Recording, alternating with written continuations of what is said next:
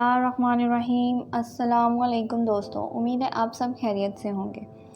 پرانے وقتوں کی بات ہے کہ کسی ملک پر ایک بادشاہ حکومت کرتا تھا۔ وہ بادشاہ بہت ہی نیک اور رحم دل انسان تھا اور وہ زنا اور بدکاری جیسے گناہ کے کاموں سے سخت خلاف تھا۔ ایک دفعہ بادشاہ سلامت کے دربار میں ایک کنیز اور ایک سپاہی کو زنا کرتے ہوئے پکڑ لیا گیا، تو بادشاہ سلامت نے ان دونوں کو سنسار کر دیا۔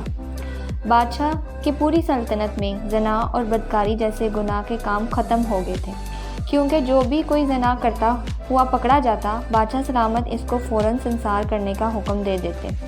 وقت گزر رہا تھا اور بادشاہ سلامت کے بنائے ہوئے قانون اور بہترین حکمت عملی کی وجہ سے اس ملک کے معاملات اچھے طریقے سے چل رہے تھے۔ ایک دن دربار لگا ہوا تھا اور بادشاہ سلامت دربار میں موجود تھے۔ تمام درباری بھی موجود تھے اور تمام وزیر بھی بادشاہ سلامت کے ساتھ بیٹھے ہوئے تھے۔ ایک وزیر بھاگتا ہوا بادشاہ سلامت کے پاس آیا اور کہا، بادشاہ سلامت، ہمارے ملک کے ایک گاؤں میں نامردوں کی تعداد دن بدن بڑھنے لگی ہے اور وہ بچپن سے نامرد نہیں، اور ایسا صرف جوانی میں ہوتا ہے۔ اس گاؤں میں جو بھی لڑکا جوان ہوتا ہے تو وہ پھر نامرد ہو جاتا ہے۔ بادشاہ بڑا پریشان ہوا اور حکم دیا کہ اس کی تفتیش کرو۔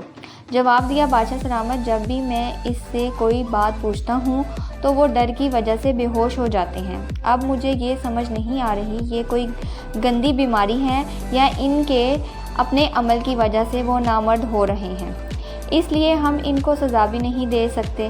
یہ سن کر بادشاہ سلامت بڑا پریشان ہوا اور اس کی پریشانی کو دیکھ کر بادشاہ کا ایک عقل مند وزیر بادشاہ سلامت کے سامنے حاضر ہوا اور عرض کی، بادشاہ حضور، مجھے ایک ہفتے کا وقت دے، میں معلوم کر کے دوں گا کہ ہمارے ملک کے گاؤں میں نامردوں کی تعداد کیوں بڑھی جا رہی ہے۔ بادشاہ سلامت نے اسے اجازت دے دی اور وزیر گھوڑے پر سوار ہو کر محل سے نکل گیا۔ چلتے چلتے جب اس گاؤں میں پہنچا، ماحول کو دیکھ کر ایسا لگتا تھا جیسے اس گاؤں میں زنا اور بدکاری جیسا گندا کام کا نام و نشان نہیں۔ یہ دیکھ کر اس کی پریشانی حیرانگی میں تبدیل ہو گئی۔ وزیر نے بھیس بدل کر پورے ملک کے ایک ایک گھر کے دروازے پر بھیک مانگنا شروع کر دی۔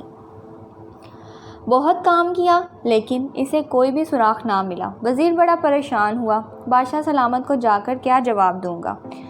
اسی سوچ میں گم وزیر ایک درخت کے نیچے بیٹھ گیا۔ تھوڑی دیر بعد ایک فقیر وہاں سے گزرا تو اس نے وزیر کو بھکاری سمجھ کر وزیر کے پاس بیٹھ گیا اور اسے اپنا حال و حوال دینے لگا، اور پھر وزیر سے پوچھا کہ آپ مجھے اتنے پریشان کیوں لگ رہے ہیں؟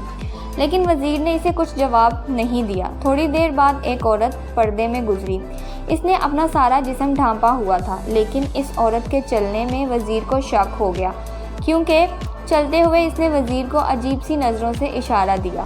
وزیر اس کے اشارے کو سمجھ گیا اور اس کے پیچھے پیچھے چلنے لگا۔ وہ عورت ایک جھونپڑی کے اندر چلی گئی اور وزیر بھی اس کے پیچھا کرتا کرتا اس کے اندر داخل ہو گیا۔ جیسے ہی وزیر اس جھونپڑی کے اندر داخل ہوا تو اس عورت نے اپنے جسم سے پردہ ہٹا دیا اور کپڑے اتار دیے اور وزیر کو اپنے ساتھ زنا کرنے پر مجبور کر دیا۔ وزیر نے سوچا کہ اس راز سے پردہ اٹھانے کے لیے اس کے ساتھ زنا کرنا پڑے گا، اور وزیر اس کے ساتھ بدکاری کرتا رہا۔ جب اس نے وزیر کے ساتھ اپنی پیاس بجھائی تو اچانک ایک خنجر اٹھایا اور وزیر کی نفس پر وار کرنے لگی، اور اس نے وزیر کو نامرد کرنے کی کوشش کی۔ وزیر نے اس کا ہاتھ پکڑ لیا اور تلوار اس کے گلے پر رکھ دی۔ وزیر سمجھ گیا کہ یہ وہی عورت ہے جو مردوں کے ساتھ زنا کرنے کے بعد ان کو نامرد کر دیتی ہے۔ وہ اس عورت کو بادشاہ کے پاس لے گیا اور ساری صورتحال سے آگاہ کیا۔ جب بادشاہ نے سنا تو وہ اس سے پوچھا کہ تم مردوں سے زنا کرنے کے بعد ان کو نامرد کیوں کر دیتی ہو؟